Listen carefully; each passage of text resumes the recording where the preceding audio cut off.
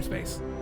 Oh, logo. Welcome back to Jedi Enclave. I'm Daniel. I'm Chris. We're the two Star Wars nerds that... the only two. The only two in the world. We thought about this last week. Yep. We discovered that we were the only two. Yep. Turns out everyone else is fake fans. Who'da thunk? Yeah, because you don't like exactly what we like, and that's how Star Wars is nowadays. Yep. That got really sad. Yeah. Maybe we should rewind. Yeah, we'll put on a little bit more of a positive face. Try this again. Yes. We are two Star Wars. Yes, nerds. we are two Star Wars nerds. We enjoy Star Wars a lot. We talk about Star Wars. It's the whole point of this show.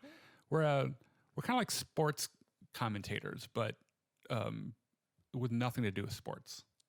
So sports commentators if they weren't sports commentators. So commentators. Okay. Yeah, I can live with that. but of Star Wars. So Star Wars commentators. Yes. Okay. Okay. Good. I'm glad we got to that eventual that windy road to Star Wars commentators. Of course, as always, we've got some Star Wars news today. We're going to be talking about. Actually, we have a really fun thing planned after the Star Wars news, which is guessing. You're going to guess because I already know them all, but I'm going to read to you. I went to Rotten Tomatoes and found all of the worst reviews of every Star Wars movie. When you say that, do you mean worst written or like most negative? The most negative. Okay. Some of them are pretty poorly written, but yeah. I also did this project and I have prepared a few for you. Oh, really? I bet some of them are the same. Maybe. Okay. All right. Well, I did 11 of them. I did 10. Okay. All right. Well, We can go back and forth. there's no way we're not going to get a half hour out of this. That's for damn sure. Exactly. All right. So what do we got for us today? Oh, okay. So you haven't Ooh, seen. you forgot something. What did I forget? You forgot to tell people to like Oh, the page right. Oh my and, gosh. and go to Star Wars know what? Hub because they're cool I guys have and a- like them too. I have a sticky note right here even that says, anyway, if you're here, make sure you like the page, you follow the page. If you're here from Star Wars Hub, we are actually Jedi Enclave. You can find us at facebook.com/Jedi Enclave. Give us a like there, follow us. And if you're one of the Enclave kids, go like the Star Wars Hub. That used to have such a different meaning like 10 years ago. Yeah. Oh, I know. They don't get it though. They wouldn't get it. Yeah. No. Yeah, you guys will never know. Right after this, we're doing our Battlefront 2 stream. Assuming Xbox Live holds up. It works so far. I checked. Okay, So good. if not, then we'll play Fallen Order. And if that doesn't work, then we'll just go back to Jedi Academy, and that everything will be fine. And then, of course, after we're done with all the exciting stuff, we will be reading your comments. So make sure you put those comments in the comment box. I don't know why that was such a hard thing to say, but we'll be Tell us what you really think. Tell us what you think about Star Wars or about anything, really. All right. So, one of my big beefs with you, Okay. I don't have very many. You're a solid friend. You're very low maintenance. Well, thank you. Yeah, it I is. appreciate It's nice. You have not seen Game of Thrones that. Not in its entirety. front to back. Yeah. Which bothers me because it really is up until the last season. And if you're watching this and thinking, what the fuck does this have to do with Star Wars? We'll give get me a there. minute. Give me a minute. I'll get there. Yeah. Yeah. It is a big turning point in television history. And up until the last season, last 3 episodes or so, is probably the best show I've ever seen in my life. And it's so, so good. Now, I'm talking about Game of Thrones because we found out just the other day, just a couple days ago, that one of my favorite characters from that show, Game of Thrones, that actor, Indira Varma, has been cast in the Obi Wan Disney Plus series. And who is this person? Okay, Exactly? so like who is she as a person or who is she in Game of Thrones? Both. Oh, okay. In as much or as little detail as you'd like. I don't know if I can do it in little detail, but well, she's an actor Okay. in real life. That's a good start. She's female. Yeah. She has dark hair. She's beautiful, actually. Okay. She's very pretty. Coming from a gay man, that means a Yeah, lot. that's no shit. We like my list of beautiful women that I would probably have marital relations with. Her, who plays April Ludgate in Parks and Rec. I know who you're talking Yeah. about. Oh shit. Shit. Anyway, everyone else knows probably her. Brie Larson, which is probably going to give me some hate mail. Absolutely. And I feel like there was one more. Oh, well, her, who we're talking about. Okay. So anyway, in Game of Thrones, I can't possibly begin to tell you how she comes into the story, but she is one of the many factions on the map. What's her character's name? Sand. Her last name is Sand. Her first name is Ilyana. Okay. There's so many fucking names in Game of Thrones. There are so many names. And if you read the books, it's even worse. But anyway, she's competing for the throne. Not well. Or power or something. Her husband. Spoiler alert for Game of Thrones. Her husband, who is played by Pedro Pascal, who you might know from The Mandalorian, was killed in a trial by combat with the Mountain. And he first of all, he beats him fair and square. Pedro Pascal does. And he's got like these sick fucking spear moves. And he's like, it's a lot like Darth Maul, actually. And it is so erotically sexy. And he tips the spear with venom, and he like slices him all over the place. And the reason he's wanting to kill him is because he killed his sister and her 2 children, raped and murdered all of them. And while the Mountain, his foe, is in their death throes, he stands over him and gloats. And the Mountain grabs him and crushes his skull with his hands. It's disgusting. Okay. I've only seen that scene once. I will never see it again. Understandable. Yeah. So anyway, his wife is a little upset about that. Understandable. And just goes on a general rampage. Woo! Woo! Yeah. And she's no one's gonna get that joke. Yeah, I know, it's okay. She's a really good character actor. Her story is a bit unresolved in the show, but if they're using her in Obi Wan, it's going to be for like a combat thing. Which, by the way, to bring this all back to where we started, she was cast in Obi Wan. Yep. Yeah. We have no idea who. We have no idea what character. Well, we don't know anything about. We just know she's attached to the project. Right, and I assume she probably lives on Tatooine. That is probably a safe guess. Yeah. Considering that's the only place that we know the show has to take place on. Yeah, or maybe she's like an Imperial. Maybe. She's probably like a common townsfolk person. So like in the book Kenobi, which is not canon anymore, but it was right before things became not canon. It's pretty much a book that fills up the part of the Star Wars universe that this Disney Plus series is now looking to fill. So it's between episode 2 and episode 3, or 3 and 4. And he meets a woman there who is attractive, but he's Obi Wan Kenobi, and he's got his sights set on protecting Luke Skywalker. Yeah. But he ends up helping them, like this group of people and everything. So she's probably some guy or some woman he like bumps into at a bar. She's like, "Hey, I need your help. I have this side quest for you." Probably the whole show is side quests. Well, yes. No plot. Because we know what happens. He stays there the entire time. Yes. Everything else is side plot. Except apparently he confronts Vader at some point. According to Kathleen Kennedy. But we know that Kathleen Kennedy is nothing but a devilish liar who has killed everyone's kids. And also her head is on a pike outside of Disney World. Oh, yeah, she's already dead. She's already been killed. Yeah. Fuck you, dumb cock. So anyway, that's a... Yeah, so she got cast. Yeah, good for her. Good job. Good. I'm sure she's going to make a lot of money, and she'll probably be very good. And hopefully she doesn't say anything fucking stupid in her real life Twitter. Anyway. Yeah. Some other Star Wars news.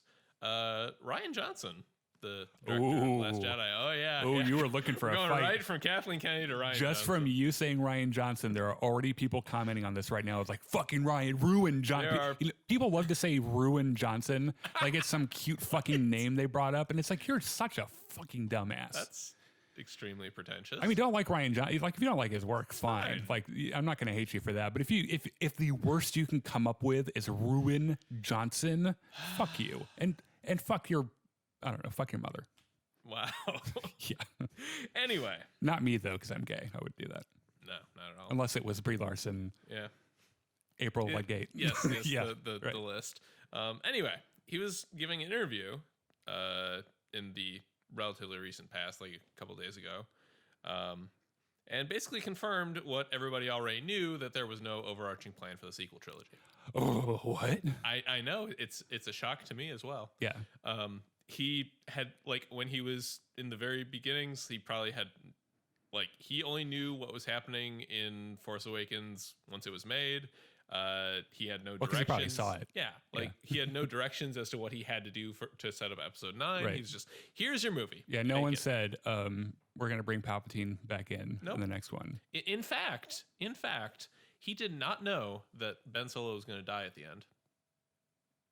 Nobody told him. Yeah, I mean, I doubt there are probably like 10 different endings they shot for Rise of Skywalker, Probably. so they probably didn't even know until like 3 days before the movie premiered. Yeah, that's what these big blockbusters do now, is they shoot a ton of alternate endings so nobody can leak the real one. Which, that part's smart, but you know. I mean, given the world we live in. Yeah.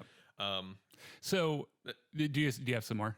Yeah. Okay. Significantly in this, when he was asked if he knew that Ben Solo was going to die, he said, "I didn't know they were going to kill Kylo Ren," and then immediately corrected himself, "I didn't know that Ben Solo was going to die," which is just it's interesting look into his mindset. I think that he disconnects Kylo Ren and different Ben Solo. people. Yeah, that is actually kind of cool. Especially if he's thinking about them as different people while he was writing The Last Jedi. Yeah. Which, and look, if you're listening to this and you're over, like, if you hate Last Jedi so much you can't listen to this, I don't know how to break it to you, man. Like, the movie exists. Like, it's one of my favorite Star Wars movies. We're going to talk about it, but it's interesting to know his, like, I bet he kind of thought about that character that way a little bit when he was writing. I imagine so, because there's a lot of moments in the movie where you see things that are like very obviously Ben Solo, like him hesitating to shoot on the Starship Bridge where his mother is. Oh yeah. And then at the very end, when he's like hacking and slashing at Illusion Luke, like those are two very different characters. Yeah, that just happen to inhabit the same body. Or like when Snoke tells him that his mask is stupid. A child in a mask. He's like, "Your mask is dumb." Fuck you! I like my mask. Yeah, and he gets on the elevator. He's like, "Fuck it, I'll break it. I don't care." Yeah, so there's just that, and the fact that he did his best to set up a whole bunch of directions that the 9th movie could pick up, and yeah. So this kind of highlights, I think, and we'll probably talk about this until our dying breath. But the big agreement that we can all come to on the sequel trilogy is that this problem, which is that there was no plan. Yeah, there was no plan. I think that. So when George Lucas sat down to write Episode 4, he didn't know what the fuck was going to happen. He had no plan. He was making this one movie, and it was the thing he really wanted to do, and he wasn't thinking anything beyond that. And if you've read his first draft, by the way, The Adventures of Luke Starkiller, and you, like, clearly he had no idea what the fuck he was going to do. But I think that after they made all the money in the world and it became immediately the most famous movie ever made, they were like, "Oh shit, we better think about the next 2 of these." Yeah. And I think that when he sat down to write the prequels, I think before he even wrote a word officially, he probably had some beats. Absolutely. in every because he knew he was going to do a trilogy, and he probably knew exactly where everything's going to go. Because by that point he could plan out for an entire 3-movie trilogy, because it's Star Wars. It's going to make more money than God. Right. So no matter, like, even if the first 2 movies suck, you're going to be able to make the third. Matter. And they did kind of suck. But anyway, he, like, say what you will about the prequels, one of their shortcomings is not a thread that goes through the entire thing. Yeah. That kind of holds everything together. There is very clearly a thought out. I won't necessarily say well thought out, but considered. It's all pretty complex and weird in some places, and so if I feel like they could have had the world if, and it didn't have to be Rian Johnson. It didn't have to be J.J. Abrams. Yeah. It didn't have to be Colin Trevorrow. Just pick somebody and say, "You're making this trilogy." Yeah, or let the story group get together and carry the flame and fucking and make sure everything like and then hire a real writer so it's good and shit. But it's it's the one thing that we could have had that we didn't. They could have, it didn't have to be Rian Johnson or anybody, but if they should have just grabbed Charles Soule from the Marvel offices. Well, that would have been pretty neat. Fuck the movies. We could have just had comic books. That would have been better. I'm kidding. Anyway, moving on. What else do we have? Oh, here's a neat little thing. Speaking of the Obi Wan series, apparently, so they're doing a Cassian Andor show. Yes. Okay. Yeah, I'm not that excited about it either, especially after I found out that K2SO isn't in it. Yeah, that just kind of drains out of the Cassian K2SO pair in Rogue One. I didn't like Cassian very much, but I like K2SO a whole bunch. K2SO is everyone's favorite character from Rogue One. I like the idea of Cassian. I like the idea like that first scene that you see with him where he's like, "Oh, this is a source or whatever. Oh shit, we might get caught. I'm just gonna fucking murder this guy." Like, that was pretty cool. But I loved Diego Luna's performance. Yeah, like the character was not my favorite, like from a conceptual standpoint, I guess. Yeah, I mean they had a lot of characters in that movie. Yeah, but the actor knocked it out of the park. Yeah. So anyway, in this series, apparently, an exclusive report says that Ewan McGregor will have a recurring role as Obi Wan Kenobi. And that is pretty interesting to me because I would like to know how. Yeah, and also why. And where. I'll do you one better. Why Gamora? I'm kidding. Yeah. Okay, so thing about this timeline-wise, I assume Cassian Andor, that is a prequel to Rogue One, seeing as how they all die in the end. Yes. It would be hard to be a sequel. Yeah. Which, by the way, they weren't supposed to. Oh, really? Yeah, they were. The original ending saw at least Cassian and Jyn Erso surviving. But then they were like, well, where were they in the original trilogy? So I guess we have to kill them.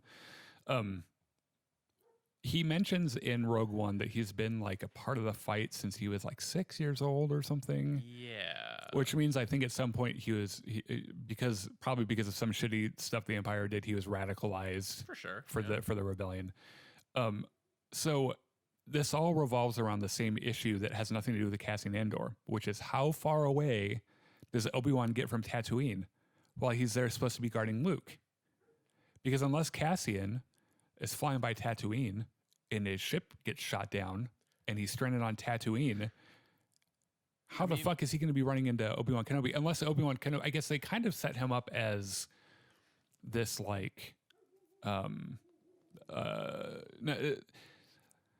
the secret like source or something. Not so much as much as Ahsoka was. Yeah. But like in the animated series, like there are a couple of scenes with him in hologram form, and they use his recording, warning the Jedi to run. Like, fuck, get out of here, guys! Yeah. The jig's up. Cheese it. Yeah, it's the 5-0. Like I've always had this idea that Obi-Wan was supposed to. He sits there with binoculars on Tatooine, and like he's taking notes. He's like, day 493 of the year bubble. Moisture vapor. Yeah. And then I ate lunch, and then look, he's playing in the sand. Okay, I'm gonna write that down. All right, he's taking a nap. I'm gonna jerk off and talk to Qui-Gon. Yeah. Whoa. Not necessarily at the same time. Or in that order. Yeah. Oh. I mean, he's been in the desert for what, 20, 30 He's a Jedi years? though. He doesn't have. I don't know. Are they allowed to masturbate? I would assume so. I mean, that's probably better than trying to get laid. Yeah, that's because there's presumably less passion involved.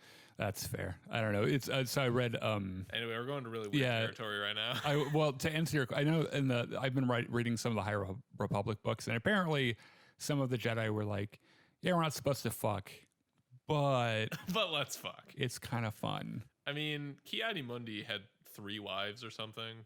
Yeah, I think it was more than that. But his species was on the brink of extinction. Yeah. So like they probably have a voucher for that, where he's like before the council, he's like, I would like to have sex with my wives, and they're like, you have wives? State your reason.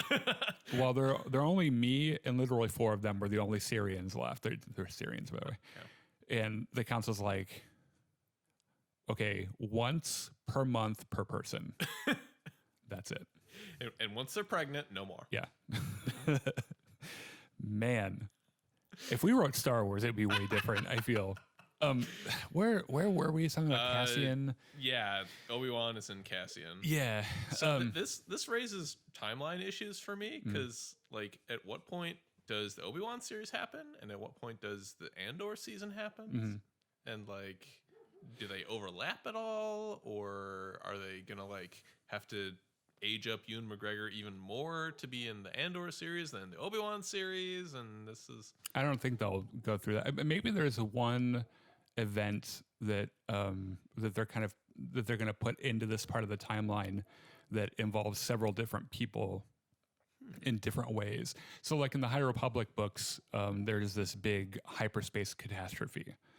And that catastrophe kind of like branches out into different characters that never meet each other, but are doing different things. And so I wonder if there's something like that where like there's something that happens and like, I don't know. But this report, and by the way, it could be a lie. Like the whole thing could just be made up. Like it's according to this, he's going to be a recurring character. Which could mean he's in the entire season. It could mean he has like 2 episodes. Yeah. I don't know. How much does he know about how much does Obi-Wan know about the rebellion? How much does fucking Bail Organa, like, does he call him like every month just to check in with him? He's Yeah. like, hey, how's your day? I've been watching a kid all fucking month. I've been watching a kid for the last 2 decades. Oh, and the same people here are fucking dicks. All they want to do is shoot people. But if you make a crate dragon sound, they get really scared. It's actually really funny. You ever want to see a Tusken Raider piss their pants? I can show you how. Anyway, I don't know. I'm kind of hoping this is a lie. Because they're probably going to put in something as an anchor to get people to watch Cassian Andor. Sure. It's like a Disney Plus thing they're doing right now. You mean like Baby Yoda? Yeah, or like Luke, or Ahsoka in The Mandalorian. Even though they didn't have problems getting people to watch that show before then, it's probably we'll see Luke in like WandaVision or something. Like he'll show up and be like, "The multiverse is in trouble. May the Force be with you," and like, I don't know. All right, I think we've beaten that into the ground enough. Yeah. So in other but also Disney Plus related news, The Bad Batch, the spinoff series from Clone Wars, that's coming May 5th. It's apparently been confirmed that Fennec Shand, everyone's favorite Robo-Abs former Imperial sniper from The Mandalorian, is going to be in this. Which we knew beforehand. Yeah. But sans Robo-Abs. No Robo-Abs. Yeah. This is normal meat abs. Yeah. The actress who plays her in The Mandalorian confirmed that it's the character and that she is in fact voicing her. Oh, she's doing the voice acting? Yeah. Oh, that's cool. Yeah. We saw they kind of did like a teaser image. It was part of the sizzle reel hype video reveal, whatever, for The Bad Batch. Yeah. I like Fennec Shand a whole bunch. Yeah, I gotta tell you, I don't know if I care about The Bad Batch too much, but yeah, like this is. I know people who fucking love that, by the way, who are like super into the clone trooper thing, and which is great. I'm like, don't get me wrong, like I'm glad you like it, but I don't know. Like I've seen Clone Wars. I've seen it more than once all the way through, but my favorite parts were never the parts where the clone troopers were in it. Yeah, it was always because you like lightsabers. Yeah, it's like the 3-part series with Yoda, like. You know, having a mind fight with Palpatine or something. Like Palpatine's trying to do some magic and shit. Or like when Obi-Wan pretends to die and doesn't tell anyone, including Anakin. And Anakin's like on the brink of just freaking the fuck out. Or the time that Mace Windu had fucking Boba Fett after him the whole time. Like Boba Fett like caught up to him and was like, I'm going to kill you. And he's like, fuck you. You're like 12 years old. I was going to say, isn't Boba Fett like 10 at this time? Yeah, he's pretty young, but the dude's got balls. He goes straight after fucking, and then there's the episode of Mace Windu and Jar Jar Binks. Oh God. which is not a bad episode. Really? It's crazy. It's actually pretty good. Huh.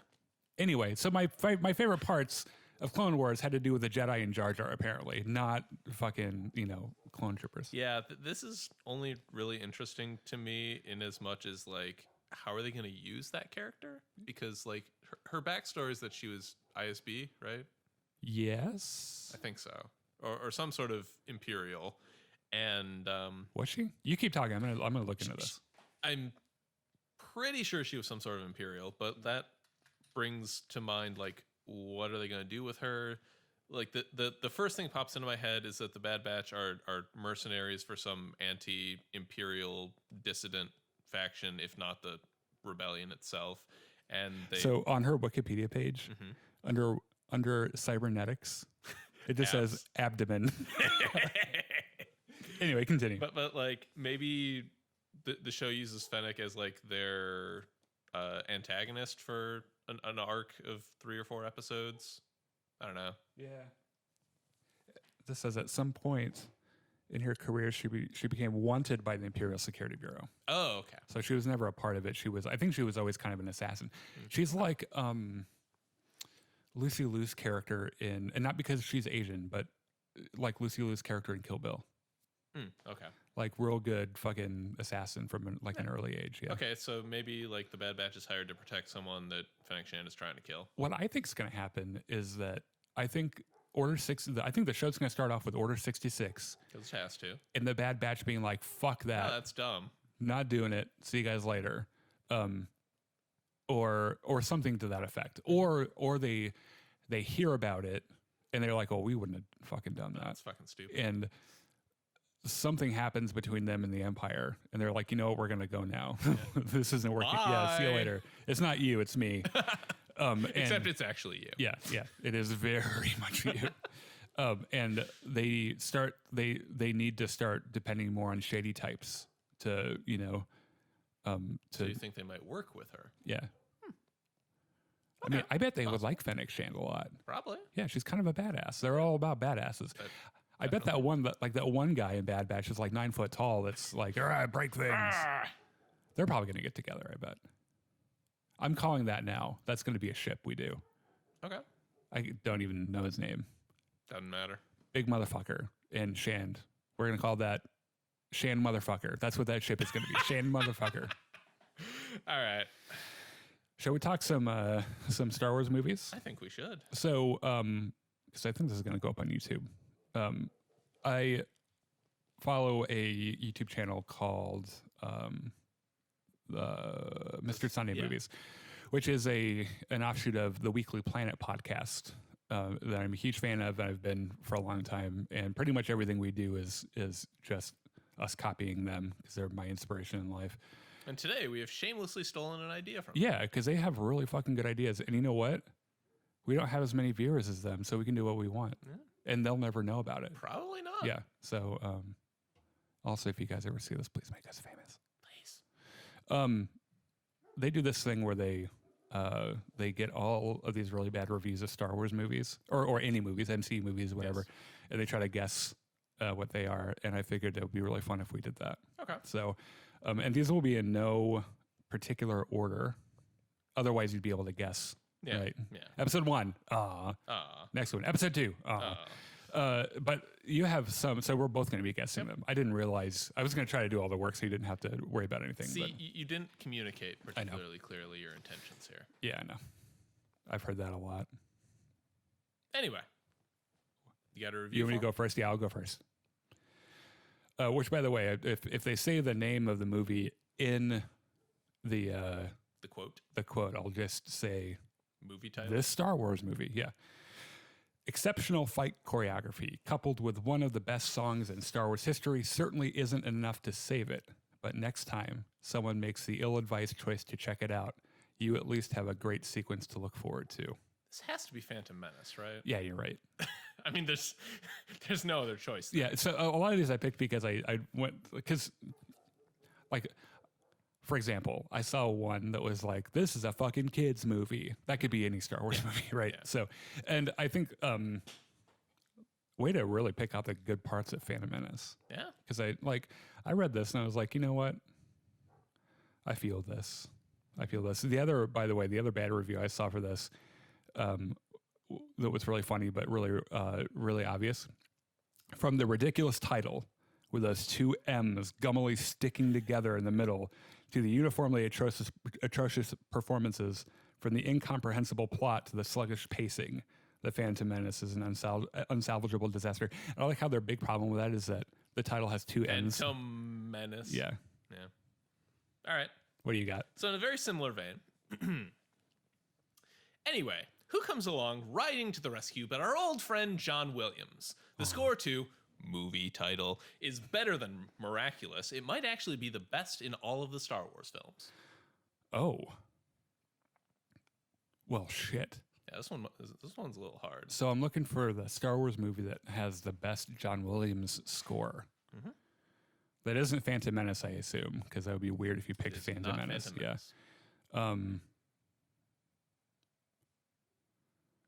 This one's hard. Yeah. Well, that's the thing about John Williams, is that everything he writes is fairly brilliant. If I had to guess, I would guess probably Return of the Jedi.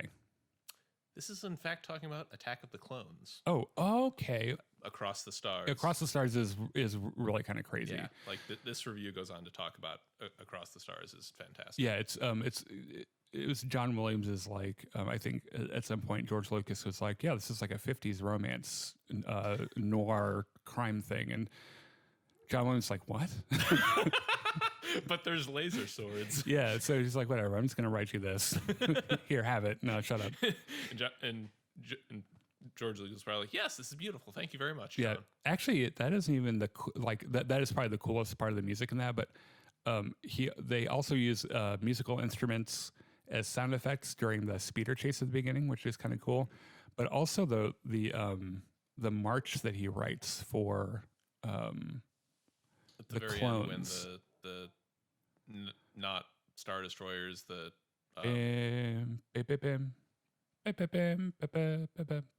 Oh wait, no, that's episode 1. Yeah, you're right. But yeah, it's vaguely based on the Imperial March. Yeah, it's like, yeah. Anyway. Yeah. Moving on. Next negative review. A lot of these I picked because they're just really wordy and ridiculous. Mm-hmm. Can you imagine? I hate film critics. I really do. Oh, the astronomical audiences. Oh, the mundane story. Oh, the over-cute little robots. One fat, one thin. Oh, the vapid actors. The galactic shootouts. Oh, the brilliant technology. And oh, the boredom of it all. This is unfair because I actually copied down this exact same quote. Yeah. Did you pick it because it's pretentious? In part, yes. Okay, yeah. But yes, this is talking about the original Star Wars Episode 4, A New Hope. Yeah. I don't understand why the thing you took away from this was that one of the robots is fat and one of them is thin, which is not true. R2-D2 is not fat. He's big boned. He's stout. Okay, yeah, that's fair. Imagine seeing Star Wars and this was your big reaction. Like, what kind of Helen Fritzl? Fuck you, Helen Fritzl. All right. So here's one for you. The first paragraph describes a scene in the movie. Okay. This scene, which feels like it goes on longer than 10 minutes, but who knows, acts as an unintentional conduit of emotion between those on the screen and those watching the events unfold. What should, in theory, be exciting and dangerous for both parties instead becomes a monotonous dance of trying so desperately to care, a lifeless purgatory on a cruelly diverting route to hell. So someone's watching something happening, and the happening is happening to someone. Mm-hmm. But what movie? That was their big, like, something's happening and people are watching. The Last Jedi? This is actually talking about Solo, a Star Wars story. Oh. Well, who's watching all of it? No, I don't understand. So what's going on is the first paragraph of this review describes the train heist scene. Okay. Yes. And then the reviewer is saying that this scene is very boring and that the acting is not really selling it, so it becomes a connection between the audience and the characters. Okay.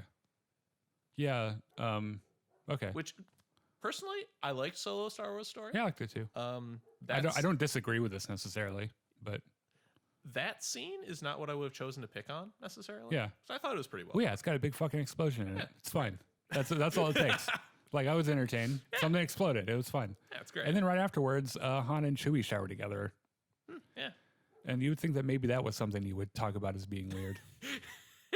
Anyway, of course, being best Star Wars film since the Star Wars movie isn't saying much when you consider what came between.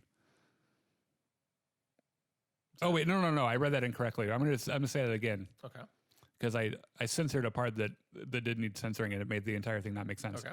Of course, being best Star Wars film since Empire Strikes Back isn't saying much when you consider what came between.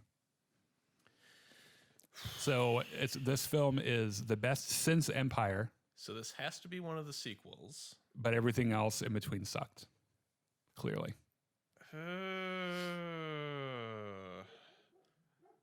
This could honestly be any three of them, but I'm going to say Last Jedi. No, No. it was Episode 3. It was the prequels. Oh. Yeah.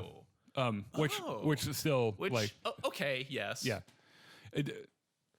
Let's not lie. Episode 3 was the best Star Wars at that point in time since Empire. I would argue Return of the Jedi is better, but Oh yeah, I'd probably argue that too. But it is the best of the sequel. It's the best of the prequels, yeah. certainly. Oh yeah, the prequels, right? Yeah, I agree with that. But yeah, that's kind of a weird thing to think about. Yeah, I also didn't read that very well. We'll edit that part out because we're the gods of what Sounds people good. hear. Yeah. All right. Here's a quote for you. Okay. This is simply not serious or challenging filmmaking, even in the action genre. It gets tedious and repetitive. The film is not malevolent or cynical, but it ultimately serves as little more than a time killer. Huh. Okay. Is this one The Last Jedi? It is not. Oh, okay. Every time I hear a bad review, I'm just like, are they talking about Last Jedi? Because everyone loves to shit on that movie. Yeah. This is Force Awakens, actually. Oh, I was gonna guess one of the sequels. Okay. Mm-hmm. Yeah. The Force Awakens reviews I read that were bad. Despite liking those movies, it was fine. Like I liked it. I was entertained. I do understand the criticisms of oh look, they're destroying another planet, killing. Exactly the same plot. It is kind of beat for beat, kind of the same thing. This is from David Kerr of the Chicago Reader, or whatever the fuck that is. He has a top critic thing next to his name. Okay. With its feints at horror and pathos,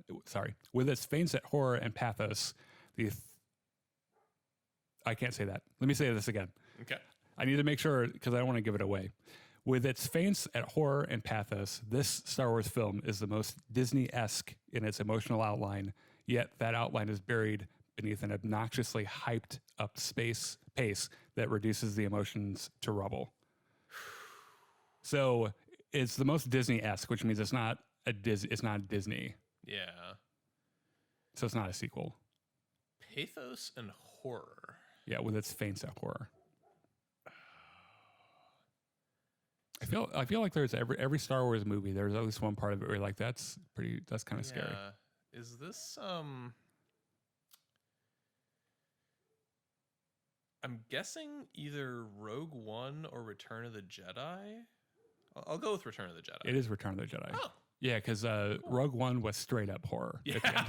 Like, there's no way you can say that it fainted at horror. There's those 30 seconds of Darth Vader just being the slasher villain. Yeah. It's great. Okay, here's one. It's probably Disney-esque because of the Jawas, probably. I guess. You know what's really funny is some of the go ahead. The Ewoks. Yeah, that's what I meant. Some of these reviews I even kind of agree with, but since like I'm such a Star Wars nerd, I'm like, fuck you. Yeah, like if you tilt your head and think about it, what they're saying is kind of makes sense. But lightsabers. Yeah, fuck you. That's my movie. All right, here's one for you. Movie title is not a truly terrible movie. It's a nice movie. It's not by any means as nice as other Star Wars movie. It's not as fresh and funny and surprising and witty, but it is nice and inoffensive, and in a way that no one associated with it need be ashamed of. It's also silly. All right, so inoffensive means it's not The Last Jedi Go on. because everyone thinks that's offensive. Absolutely. Empire? Empire Strikes Oh, Back. is it Empire Strikes Yeah. Back? Okay. The I other was Star thinking Wars about movie is obviously the original. yeah. It's like what is fun and witty. Riding through an asteroid field, being eaten by space worms while C-3PO freaks the fuck out. Yeah, it's a little silly. Someone gets force choked, and then yeah, that is kind of witty. The whole thing is. The character so I picked this one because I read it and I was like, oh, that's a subject that you wouldn't necessarily see broached in a review. Okay. And I started to think about it and I was like, oh, the character deaths in this Star Wars movie will leave you feeling angry as they are unearned and disproportionately affect women.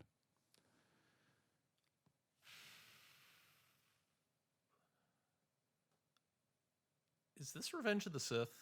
No. No, this is Solo, a Star Wars story. Right. Now, so there's a YouTube channel that I follow called Dead Meat that it looks at different horror movies and it counts the kills in them while he kind of like recaps the entire film. Yeah. And at the end, he has these like goofy little statistics about the deaths in the movies. Yep. And one of the statistics is always how many of them were male and how many were female. Okay. And I think in slasher films, it's usually men that die. Yes. Because the one woman that they cast is like, they have to be saved or whatever. That is brainy and book smart and doesn't have sex. Yeah. So, like thinking about where, like how much, like who dies in the movie and are they mostly female? Because I'm trying to think of who dies in that movie. It's like the robot that kind of dies, right? L2. Yes. And then Woody Harrelson's girlfriend dies. Yep. Kara doesn't die. No. Not yet, anyway. Woody Harrelson dies. Yeah. Paul Bettany dies. How is this disproportionately female? I don't know. I would have to watch it again. Because I kind of took her word on it, but now that I'm thinking about it, I'm not sure that's even true. I guess if you are thinking of it as a proportion of the total characters, like all the male characters and all the female characters, a higher percentage of the female characters die than the male characters. Oh, okay. So like there were 3 female characters in this movie and you killed 2 of them? As opposed to like the 20 male characters and you killed which, like, one of them, 2 of them. Yeah. Yeah. Yeah, okay. Yeah, I get that. All right, that's Kind of an interesting thing to bring up about movies. There's within like the larger, I hate the term, but genre fiction, there is an issue where oftentimes female characters get killed often as motivation for male characters, which is bad and disgusting and generally deplorable. Yeah. You think that would be kind of a part of the Bechdel test? Like a reverse Bechdel test? Maybe. I mean, it's not a part of the Bechdel test, but it would be if you're watching the Bechdel test is you kind of grade you can't really grade whole movies with it, but you kind of grade scenes with it. It's not even a grading. It's a pass fail. To pass the test, a piece of media has to have 2 female characters that talk to each other about something other than a man. And that sounds incredibly basic, but you would be amazed, be surprised at how many pieces of media fail that test. Yeah, check it out the next time you're watching a movie. Or TV or anything. Yeah, or like, reading a book even. 2 female characters talking to each other in itself is actually fairly rare. Because when I found out about the Bechdel test, I started applying it to everything I saw. And I started to realize that 2 female characters in movies, sometimes they won't even talk to each other the whole time. Or because they're fighting or whatever, or they what it just is in their never brain. meet. Yeah. But yeah, they can't talk about men. And I feel like there are other, like there's one more. I think most of the Star Wars movies actually fail the Bechdel test. Yeah. Because like there's Leia and Mon Mothma, and that's about it. And they don't really ever talk to each other. No, they don't. Oh my God. See, this is what I'm saying. Yeah. Like they never talk to each other. Yeah. Anyway. I think it's my turn, right? Or no, it's your turn. My turn. Let me just go through and see if I can pick a good one here. Ooh, okay. Oh no, I want to save that one. Are you saving it for later? Yeah. Okay. Here's a particularly pretentious one. Okay. Of course, casual and diehard Star Wars fans should see this film, and many, many audiences will hopefully and probably walk out of theaters with big smiles. Unfortunately, this particular critic walked away with a lengthy list of the film's missed opportunities. It's the phrase "this particular critic" that kind of sets my teeth. Also, I think it's funny. They're like, everyone will love this except for me. What's one Star Wars film that everyone loved? Oh, well, is this Rise of Skywalker? This is The Last Jedi. Oh, fuck that guy. I think you fixated on the first part and not the missed opportunities. Yeah, I started thinking about fan servicey things. Yeah. Okay. Well, why wouldn't you? I mean, don't get me wrong. Return of the Jedi isn't Last Jedi, or The Last Jedi is not a. It's not a flawless movie. It's not. John and I were talking about this when we were walking the dogs earlier today. One of the problems I have with the movie is that it changes tone sometimes, kind of like. It does kind of jump back and forth, like between the Rey and Luke. Oh my God, we're all gonna die, and the Finn and Rose scenes, and Poe and them being chased by and then the Canto Bight thing is like I think they are ordered to put that into that movie. Like, it is not a flawless movie. Yeah, we get that, guys. By the way, those of you who cannot pass a post on Facebook that mentions The Last Jedi, Rian Johnson, or Daisy Ridley without commenting about how much you hate The Last Jedi, we get that it's not a flawless movie. You want to do one more, and then we can do our world famous segment. Yeah. That's not how the Force works. Yes. A messy and ultimately underwhelming experience. But wait, this is the one that you read, is it? No. It's not. A messy and ultimately underwhelming experience, but one that feels so desperate to please that the sense you leave with is not one of anger or annoyance, but one of pity. This is also not fair because this is. Did you see this one too? Yeah. So this is Rise of Skywalker. Yeah. Which this I agree with. Yeah. This is messy and it tried to please everyone. Yeah. If I were to write reviews for all the Star Wars movies, all of them would get good reviews. I would give them, if we're doing the Rotten Tomatoes system, all of them would get tomatoes and not rotting tomatoes, except probably for The Rise of Skywalker. Even Phantom Menace and Attack of the Clones? Phantom Menace there's some stuff in it that, there's stuff in Phantom Menace that people weren't doing at that moment in filmmaking that makes it amazing. The entire pod racing scene. Yeah. The digital effects that go into it, the lightsaber fight at the end, the first fucking full CGI character. So that interacts with people and stuff, and like the plot is like. Something about a trade embargo and and George Lucas can't write dialogue. Yeah, and then there's a Senate meeting in the middle. Yeah, and I mean that is like I don't want to watch fucking Star Wars C-SPAN. Calling a vote of no confidence is a major plot point, right? Like that aside, like there's stuff still in that movie that makes me really smile and I enjoy it. Okay, I rewatched The Rise of Skywalker a couple weeks ago. I think we talked about this. I think we did, yeah. And there are parts of it where my lizard brain is entertained because there are lightsaber fights or something. But I was failing to find in it something that made me like something that I saw. I was like, oh, that was really nice.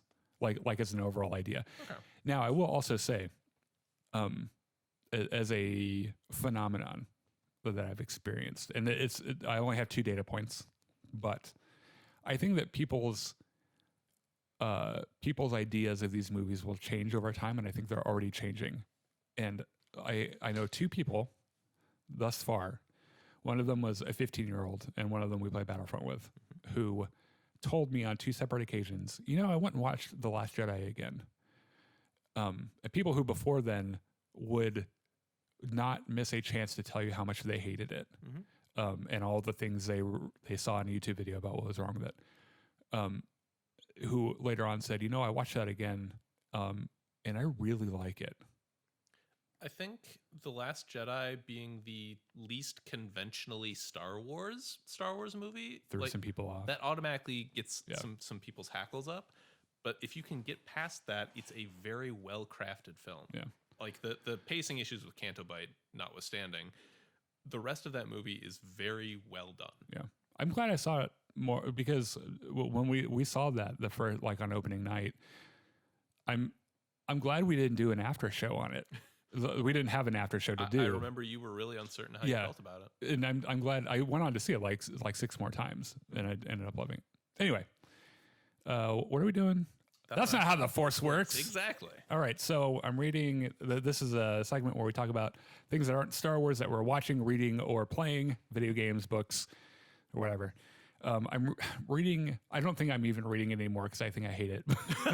But I'm reading the Iron Druid Chronicles, which is, it's about a 2,000-year-old druid in modern America, and like it's a world where witches and druids and gods exist, but the simpletons like us don't know they're there. Yeah, sure. But there's this war happening that no one sees. And he's got a dog that he can telepathically talk to and shit. That's cute.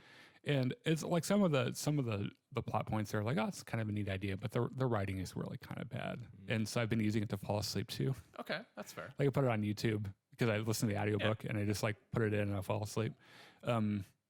And I'll let you. You'll probably talk about WandaVision, I bet, since we're both watching that. I was going to talk about something else actually. Oh, okay, so we've both been watching WandaVision. Yep. Spoilers for WandaVision, by the way. Tomorrow is the season finale. Yep.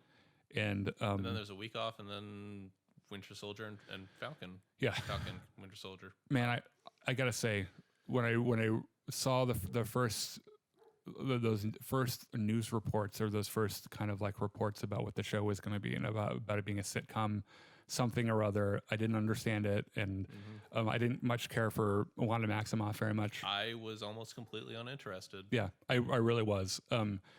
And I know how uninterested you were. Yeah. I know how uninterested. I was texting you. Yeah. The first 2 episodes of this suck. Yeah.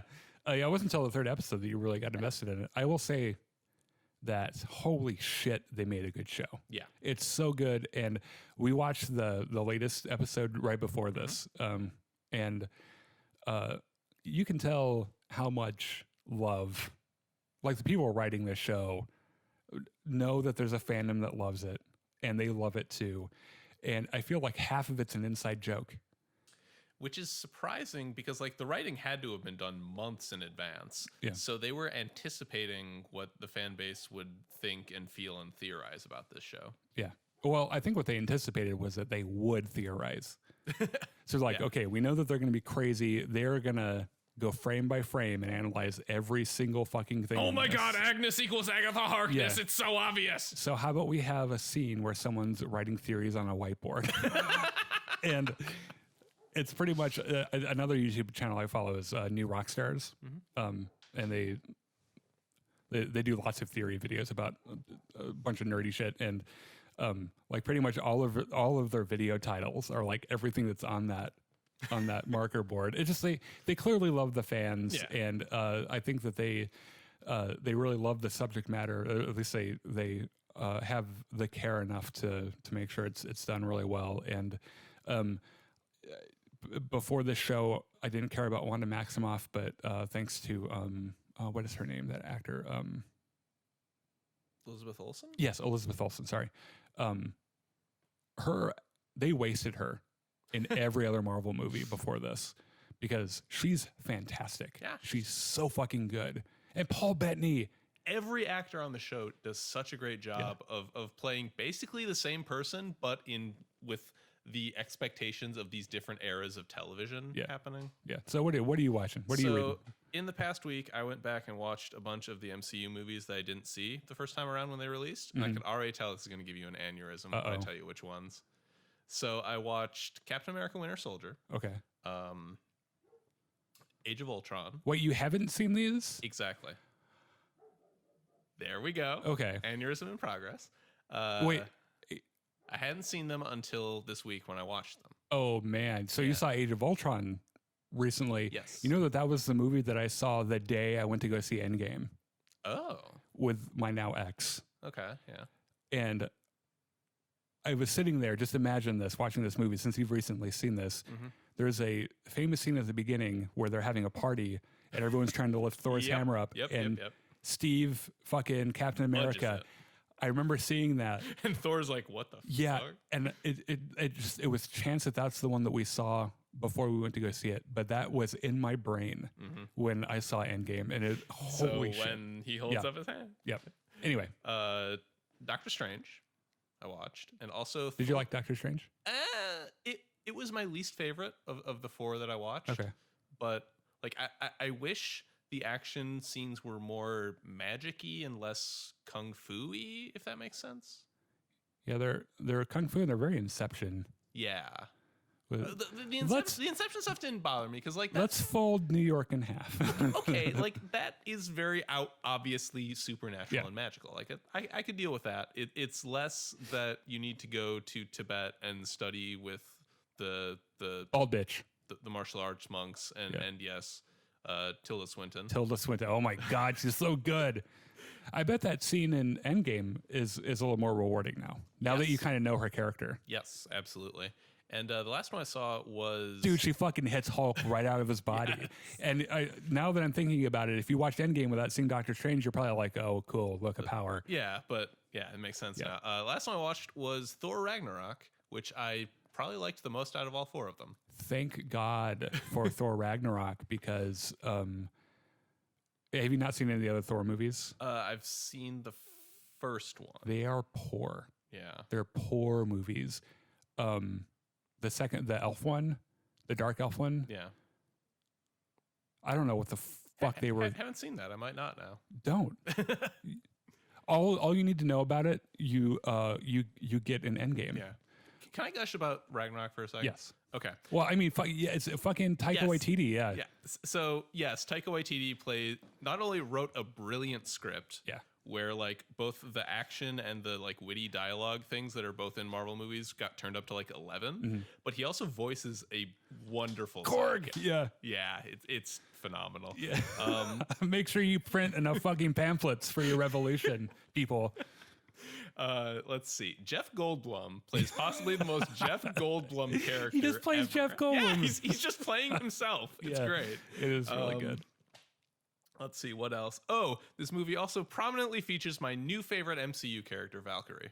She is really good. She's so fucking cool. Yeah, they didn't give her a lot of screen time in Endgame. They have so many fucking characters. Yeah, there's so much to do. But like, I love Valkyrie's introduction where she just lands her ship, chugs down the bottle, falls right off the ship. It reminds me of you in college when you'd get those plastic bottles of incredibly shitty rum. Prestige. Yeah. And it was $10. That's why we drank it, because it was real fucking cheap. $10. Yeah. And then you'd walk around at night with a handle in one hand and a boken in the other, challenging people to sword fights. I was somehow never arrested for any of that. Anyway. Let's look at some comments, shall we? Yeah. I'm going to move over here. If you use thin toilet paper, you most likely have poopy fingers. Anonymous. Okay. We agree. Fair. Hey, what's up, Rudy? What's up, David? Ochi of Bastoon, a Star Wars story, a humorous anime starring Ochi of Bastoon. I love it. I'm on board. I love that idea. I think our Ochi of Bastoon thing is kind of catching on a little bit. Which, by the way, we have kind of a new like an intern, I guess. Yeah. Volunteer video editor. Yeah, his name's Lucas. He's a pretty cool guy. He's I think he's going to have our next Star Wars story time out next week. Cool. So that'd be kind of cool. Anyway, boys and girls, we're going to go do some Battlefront now. We're going to take just a couple minutes to take a break so I can go to the bathroom. we'll be back. So make sure you watch our Facebook page. Sign up for notifications. It'll tell you when we go live, which is kind of cool. Go like the Star Wars Hub if you haven't. Go like Jedi Enclave if you haven't. We love you guys, and we'll see you here in a few minutes. Bye.